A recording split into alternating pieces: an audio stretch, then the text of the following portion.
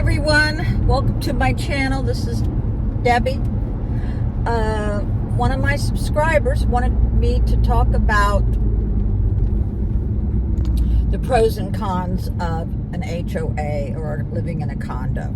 Okay, there's more cons than pros, I can tell you that. The first thing is, now this is for condos who have HOAs. First thing is, never ever rent the bottom unit or buy the bottom unit, because all the sins of the upper units will fall on you and you will have to fight them in court. I have bought 2 condos in my life and I was on the bottom, and both times I was flooded.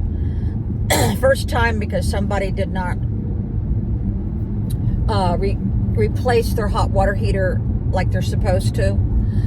And the second time I bought a condo, I was flooded 10 times. All right. Here's the other thing. The HOA president and their board, they're only in there for a short time, and they're really not held accountable for the things and for the choices that they make. And if you think you have a say in it, you are wrong, because the board gets together before the meetings and they dictate, and they already have it decided. It's not a democratic vote. You really don't have a say. I don't even know why I would even go to the meetings, because it was already decided upon, if you know what I mean. The other thing is the assessments. You may think you're getting a really good bargain on the monthly HOA, but I was assessed, I think the first year $500, then $700, then $1,200, and then all of a sudden it went to $20,000. You see, that could happen to you and you have no say so. So here's the other thing. I never get close to any of my neighbors. I don't know what the problem was. I don't know if people who buy condos are just stuck up. I don't know. But I never really got close to any of my neighbors. Everybody just stayed to themselves. Now, here's the other thing. When you go to buy a place and you get the condo docs, that is only a fraction of what is really going on. You really need to talk to 2 or 3 people who live in that building, and they will tell you what's been going on in the past. You need to know what's happened in the past. And they'll tell you things that you will never know that's in the condo docs. And for instance, the first condo I had was in Wintergreen Ski Resort.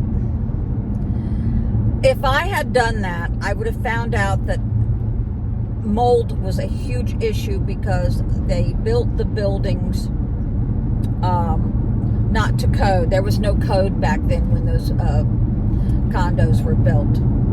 So mold was so bad in my condo at Wintergreen that they had to strip the walls to the bare studs and redo everything. They came in there with these big mold air detectors. I lost the use of my unit for over a year.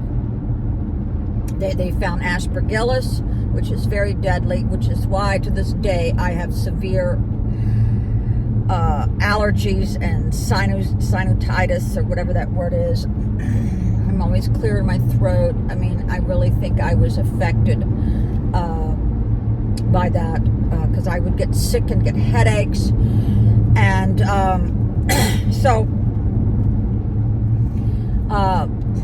the last condo I had that I was in, I noticed that the porch was caving in, and they just patched it up. You know, they just patched it up. And so I knew, just the little bit I knew about construction, that the building was going to fail. They would go in there and put concrete around the pillars. They would do everything they could to hold the building together. what happened was, I think Hurricane Isabel came through, ripped the roof off. Everybody's air conditioning units were thrown on to the asphalt, 4 stories down. And then they hired a jackleg company to come in there and repair it, and they didn't do anything correctly. So there you go. You really need to talk to people who live there, at least 2 or 3, because one of them's not going to tell you the truth, right? Wasn't until I moved in to my second condo about, I guess, 2 or 3 months.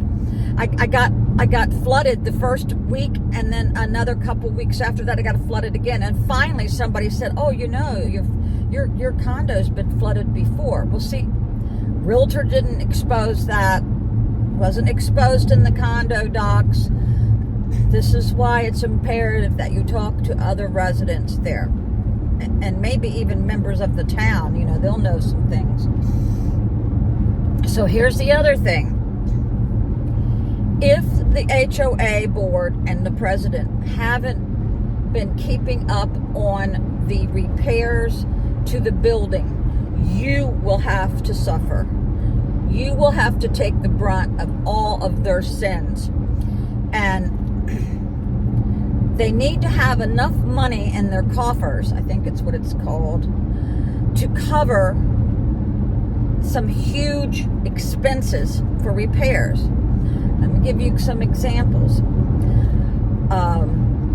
They built like a $60-some thousand, I don't know, I could be wrong, I'm just guessing, because I used to build docks for a living. Beautiful dock they built, knowing that the elevator was 40 years old and was going to need to be repaired or replaced. They made horrible decisions. So you have to look at the whole picture. The whole picture. And it is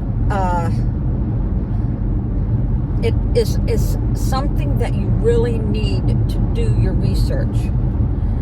And just because something looks really good on paper, or it looks really good, if the unit looks pristine, the whole building could be at risk. Because mine was, the whole building, both of the condos that I bought was at risk. If I had hired a home inspection on either one of those units, that I would have been told not to buy it. Because the first one at Wintergreen, when I decided to sell it,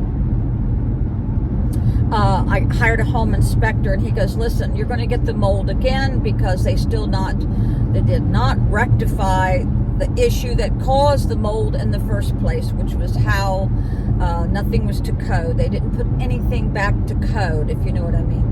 So if I had gotten a home inspection even on the second condo, I would have probably been told, "Hey, wait a minute, we know this building is not very stable." I mean, the walkways were getting crooked. It was a nightmare. So my advice to you is either go get a duplex or go get a single family residence. Because then you'll never have to get an assessment. Your HOA will never go up, and you won't have to deal with assholes.